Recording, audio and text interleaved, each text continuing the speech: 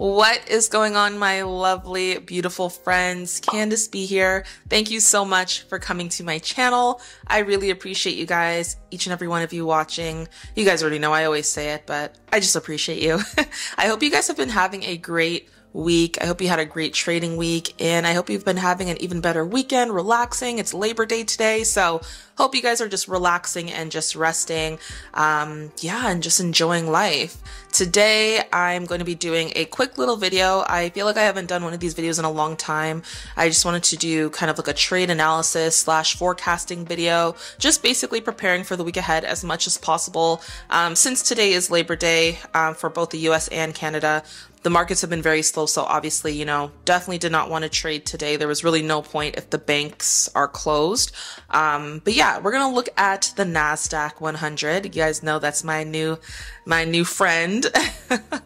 And so yeah, let's just get into it. No long talking. Let's just get right into this video. You guys see that it's up here.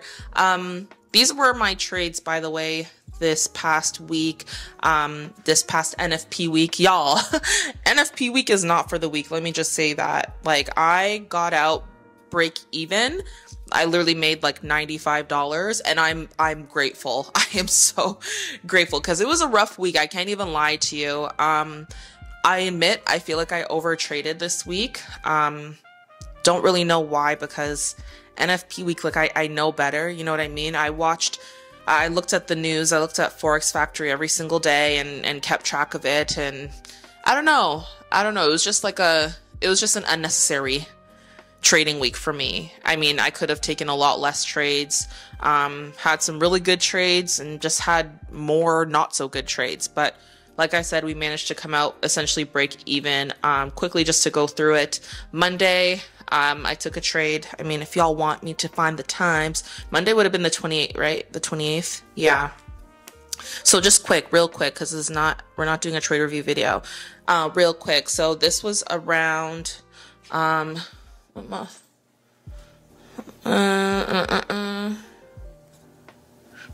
This would have been around 8:06 in the morning.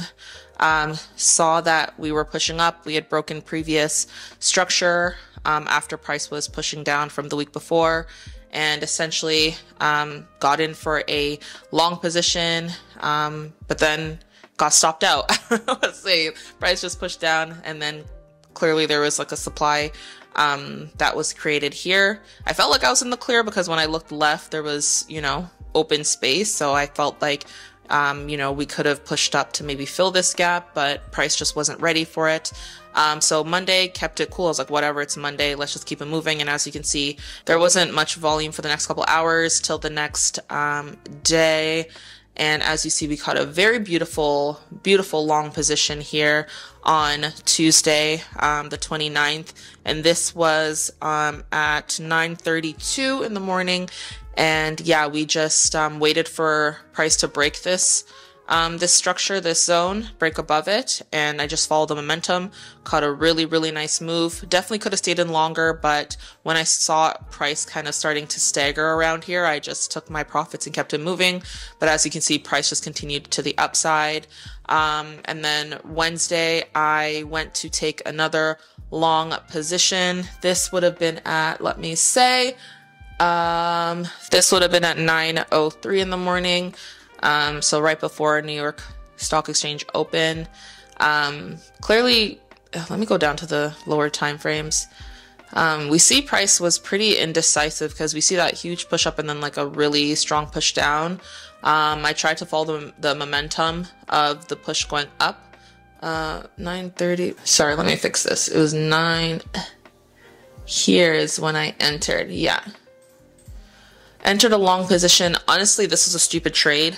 I can't even justify why I even took a long position. I jumped the gun. There wasn't much confirmation for me to get in. Maybe I was just following the fact that Tuesday, we were long, but again, just really dumb. Like, there's really no justification. The only good thing is that my stop loss was in place. And yeah, stop loss was hit. It is what it is. We keep it moving. Thursday, another opportunity that was not that good. I thought that price was going to reverse. I was literally guessing, like I was assuming I wasn't waiting for the market to show me what it wanted to do. I was just kind of like predicting what it wanted to do. And I was just like, oh, well, there's, you know, this supply zone here on the lower time frames, and obviously that's a red flag because that's not really too strong of a zone if we're looking at the lower time frames. But yeah, I thought, oh well, you know, we're gonna push down here. Price has tapped this area a couple of times, and yeah, it did push down, but then it pushed up, and I did not put my stop loss at break even quick enough, and it hit my stop loss. Again, it is what it is. I have to just take it on the chin. So that was Thursday. Yeah, Wednesday, Thursday, and then Friday, this was NFP day. Again, I wasn't gonna trade, wasn't supposed to, but I still took a trade, and this is why I'm saying, like, I'm grateful to have come out break even this week, because it could have gone a lot worse. Although I had my stop losses in place, and I'm happy that I had, you know, my stop losses in place for these setups. It was just so not necessary for me to be taking trades on like certain days and certain setups. I'll be honest, like I need to be transparent with you guys, keep it 100. Like, it happens. There's no excuse. All I can do is just be better for this week ahead. Yeah, thought price was going to continue pushing up, but obviously it started to move sideways. And the reason being for that, from what I saw, was when I looked left, there was this zone that price has not been above this area since the beginning of August, and this was at the end of August. Price held that zone, that supply. It pushed all the way up there, and then the only good thing I guess I can pat myself on the back for was that I waited until after NFP for me to take this short position. I mean, I shouldn't have been in this long position, but clearly my stop loss was very small because I knew that I shouldn't have been in it. But then, yeah, I caught a move down and basically recovered my losses, my couple of little losses in the past couple of days. So, yeah, we were break even. But anyways, let's just remove these drawings. Let's be smarter for this week. That's what I can owe myself, is just to be smarter for this week ahead. And they say that the week after NFP is usually a really good week. So, you know, we're manifesting that. I hope that if you guys did not have a good trading week, that this week is better for you. And I hope that if you did have a great trading week, that next week is even better. So we're just going to stay positive, y'all. So quick, and let's do this real quick. If I'm on the higher time frame, let's go to the weekly. Actually, I want to start there. So we see that last week we ended very, very bullish, beautiful uptrend. We're still kind of continuing with. Price did not break the previous high just yet, but it did close above the high of the last the week before, the candlestick for the week before. So that is a good sign. It closed with a small wick at the top, so that could be, you know, a sign that that price still has some ability to move up. It kind of drew like a little map. Monthly's bearish, but look at that long lower wick.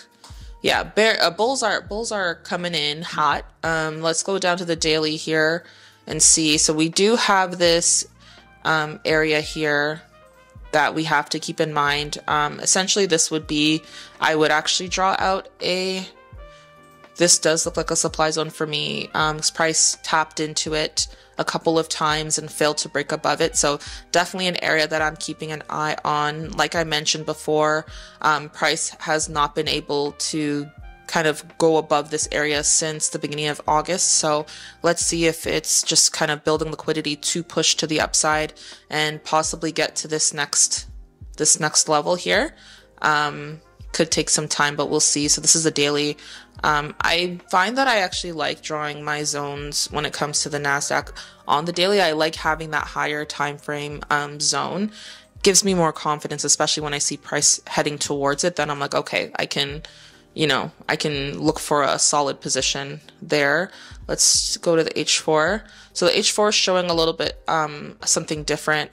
If we start to see price break below these levels, if price starts to kind of just push down in whatever way it wants to, then I would be looking for shorts. But at this point, if we continue hovering above here, especially if we close above this level here, then I wouldn't hesitate to take a long position again up to that next daily supply that I drew out.